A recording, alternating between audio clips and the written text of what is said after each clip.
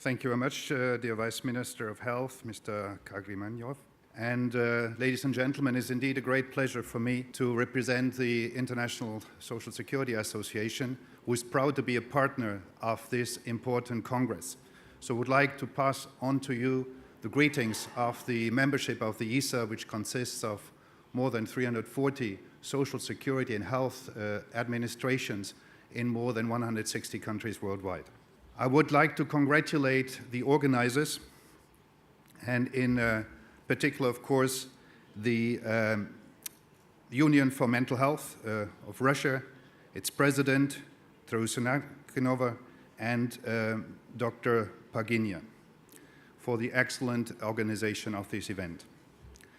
In my presentation, I will focus on one of the topics in the life cycle according to which also this Congress has been organized, and this is related to work.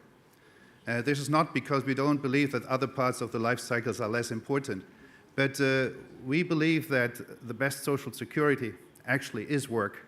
And so in my presentation, I will try to address some of the risk factors that are related to mental health and work, but also some of the positive aspects when we talk about health promotion and the important role of the workplaces as regards the inclusion of people with mental health issues. So briefly, when we talk about work and safety and health and well-being at the workplace, some of the kind of mega trends that will impact also heavily on the mental health situation of the working population. First of all, we have a dramatically changing world of work. New technologies are arising, new types of work organization, and I just would like to mention the digitalization, some call it the fourth industrial revolution, the increased use of robots and of artificial intelligence. And just think about how in the future we will work together with robots, with artificial intelligence, with humanized robots, maybe even robotized humans, and the impact that will have on our daily work and on people at the workplace. At the same time, we will see dramatic changes in the relations at the workplace. We go away from the classical employer-worker relation to a much more loose, fragmentized, and individualized work situation, which holds a lot of opportunities, indeed, but also a lot of risks, because it puts much more strain and pressure on the individuals. The workforce is changing. We see many more women active in the labor force. We see migrants. We see also an aging workforce, which I come back to. We have seen over the past decades rapid economic growth in certain regions of the world, but this rapid economic growth has not been accompanied by a similar strong growth in the prevention culture at the workplaces. So we see a lot of deficits as regards the compliance with safety, health, regulations, and in particular for vulnerable groups of workers. We have already mentioned the demographic changes, and this impacts, of course, also on the workforce. So a big challenge that we all are facing is how to ensure the employability of an aging workforce. And importantly, I think also for this Congress, is that we have a main trend from the classical safety problems, it means accidents at work, to health issues. This is recognized, amongst others, by the figures of the International Labour Office, by the ILO, that estimates that of the about 2.3 million deaths per year that are related to work, 85% actually are related to health issues. But if you look at the practices in prevention, most of the practices are still related to accident prevention. So there's a huge gap there between the real risks at the workplace and the way that they are addressed. So what do we need in order to address all these new, let's say, challenges? What does prevention, how does prevention need to be designed in order to better cope with these challenges and, as I said, also to promote health at the workplace? First of all, we believe that we need a more holistic prevention approach, and I hear a bit of the same when you talk about your different professions. And I think the very Congress here is an expression of a more integrated, holistic view, life cycle view on mental health issues. So what we would like to focus on in the future, and we think it's necessary, is to bring safety, health, and well-being at work together. And a model that has been developed by Dr. Paul Schulter from NIOSH, the National Institute of Occupational Safety and Health of the United States, I think is illustrating this very well. First of all, he says, well, safety and health and well-being at work has to be seen as part of the well-being of the overall population. Also because many of the health factors we address and have to address increasingly in the future, including mental health issues, do not only have a one causal factor at the work, they can also be related to private life, to the individual's resources, situation, health situation, but also social situation and other causes. So he places, so to say, work within our lives and brings it back in a way. So what he says then is that through prevention measures, we have to try to reduce the threats at work to well-being, but also at the threats that can occur during your private sphere, your private life. And at the same time, we have to increase the promotion of work and non-work-related factors that can improve our health status, also our mental health status. So for this reason, the ISSA suggests that we should supplement our current, more collective prevention measures, where we aim at groups of people working, for example, in a dangerous situation. They work on a scaffolding in construction, or they work with dangerous substances, or they work with certain types of dangerous machines, that we do not just look at them collectively, but that we actually look at the individual. And I think you will agree with me that this is a very important part of it, because you can address many issues, you can create a basic culture of prevention, but at the end, the individual has to buy in, the individual has to understand what he or she can do in order to secure safety, health, and well-being. And therefore, we suggest that we have to put the health, well-being, and employability of the individual at the center of prevention, and not only as a worker, but actually as a whole person. And not only at the workplace, but in society as large, which means that we have to bring out the message of prevention to all sectors of society, including making it part of the curricula of training and education, including it in other areas of society, so it becomes a real value of our communities. In order to translate this into action, the ISSA has suggested the following, what we call three-dimensional approach to prevention. Some would also say a primary, secondary, tertiary approach to prevention, where the first one is the classical risk prevention at the workplace, where you carry out risk assessments of all types of risk, including risks as regards mental health, and then through systematic safety and health management systems, try to control these risks and avoid negative impacts. This is, in a way, what we classically have been doing in prevention at the workplace for many decades, and successfully so, because if you look at the figures as regards accidents at work, they have dramatically dropped, not just in Europe, but also globally. But on the other hand, as I will come back to, and as I've mentioned already, the health burden has increased. So we therefore suggest to add to that dimension an active health promotion part, so that we use the time at work and the workplace as a measure to actually improve people's health. And for some, this is a kind of contradiction, because if you look in a way biblical to it, and we are Catholics, we believe that, well, we had to leave the paradise and work on the sweat of our bodies because we have eaten from the tree of knowledge and this apple and the snake.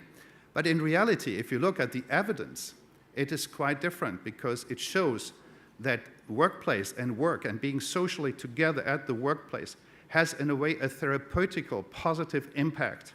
In particular, when you talk about ergonomic and if you talk about also psychosocial issues. And this is documented in a very interesting report by Waddell and Burton, who prepared this report, a meta-evaluation in the United Kingdom for the Department for Work and Pensions, and which has this very nice title, Is Work Good for Health? So I really recommend you to look into the evidence that actually work is good for health, and conditions at the workplace have to be pretty poor before, let's say, this balance changes. But that's not enough, because in our thinking, prevention should not stop at the workplace until, so to say, a person falls sick or has an accident. It has to make sure that those people that suffer a sickness because of work or have had a work accident, that they are brought back to work. So with this three-dimensional approach, which is already practiced in a number of countries successfully, we believe that we actually can address more systematically, more successfully the present and the future, in particular if you look through these personal-oriented, person-centered measures. And the good news is that this is not just, let's say, seen from a systemic point of view of prevention, in a social understanding of the importance and that it's a human right to have safe work conditions.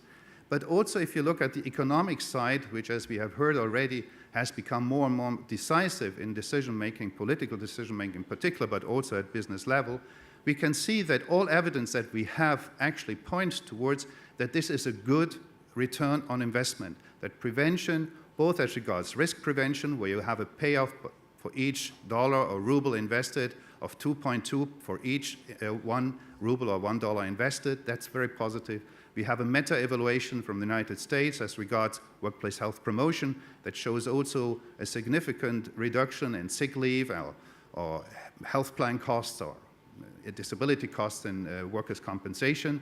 And also for return to work, we have now strong evidence that these programs actually result in high returns parallel to the investment in prevention for the enterprise. So both enterprises, the individual, and society actually are gaining from more focus on prevention.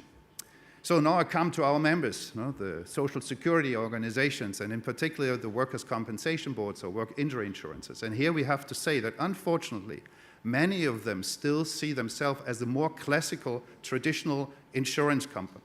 So they say, okay, if you have a work accident, you get a treatment paid and you get a compensation, and if you have an invalidity, we'll go to give you invalidity benefits for the rest of your life. And we would like to change this attitude. We would like to make social security organizations actors and active players in this prevention context and not just payers. And for that reason, we have prepared some guidelines for social security organizations on how they can improve their capacities in terms of these three dimensions of prevention, risk prevention, health promotion, and return to work. And we help our members in implementing them through training and other activities. And now I would like to turn a bit more to what does it all mean when we talk about mental health at work. First, of course, the business case. The business case is strong. There are loads of figures. We already have heard some of them. 1 in 4 experience mental health illnesses. We see the global bill is enormous, 2.5 trillion in 2010, estimated to rise until 5 trillion in 2030. These are amounts that are not possible to imagine. And also for European figures show, for example, 3 to 4% of GDP in Europe is lost annually. So these are huge amounts. And on the other side, we have studies that document that actually a prevention effort at the workplace have a very high return on prevention, a return on investment, even higher than the general one that I showed you, because it's 5 to 1. So for each ruble, for each dollar, for each euro invested, you get 5 back. So there's a good business case also for society and for enterprises to focus on it. But how should they then do this? We suggest that we actually use the general model with the 3 dimensions also when we talk about mental health at the workplace.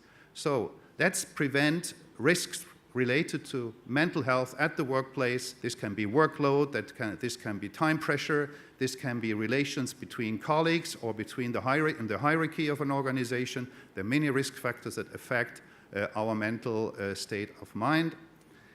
Let's, through active health promotion, strengthen our capacity to identify and early identify if there are health problems, mental health problems amongst the colleagues and try to treat them. And then finally, if somebody suffers from a mental health or depression or others, let's try to stay in contact with them and bring them back to the workplace.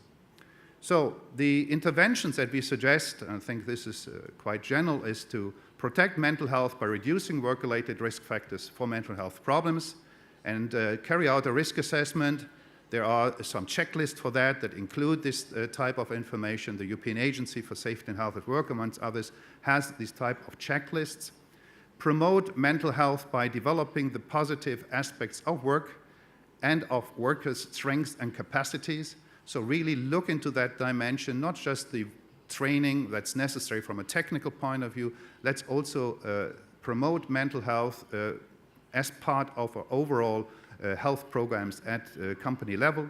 Address mental health conditions among the working population, regardless of course, because at the end of the day it's a person that suffers mental health, and it's not that important if this is something that a person has been born with, which has developed during the young age, or has developed during work. That's not important. The important thing is to address the health situation. And then promote an inclusive work environment, remove stigma. We heard a lot about stigma, and this is a real issue that we have to work much more about, and to share in particular good practice cases so that we convince everybody concerned, employers, co-workers, but also social security administrations, that it's worthwhile investing into these. And as I said, there are these 3 levels. This is basically a repetition of these, that you use both the primary intervention prevention programs which aim to shift the source of stress at work, psychosocial risk, and provide an optimal work environment. Secondary intervention to reduce the impact of existing stresses, psychosocial risks before they lead to serious health problems. And tertiary intervention to mitigate and reduce the impact of an ongoing mental health condition. I think with this, as we all are waiting for lunch now, I will thank you very much for your kind attention. And as everybody's inviting each other, I also would like to invite you to Singapore, September next year, where we will celebrate together with the International Labour Office and the Singaporean Ministry of Human Resources, organizing the World Congress Safety and Health at Work. And one of the 3 key topics is exactly healthy work, healthy life. So we talk about, amongst others, also mental health issues. Thank you much for your kind attention.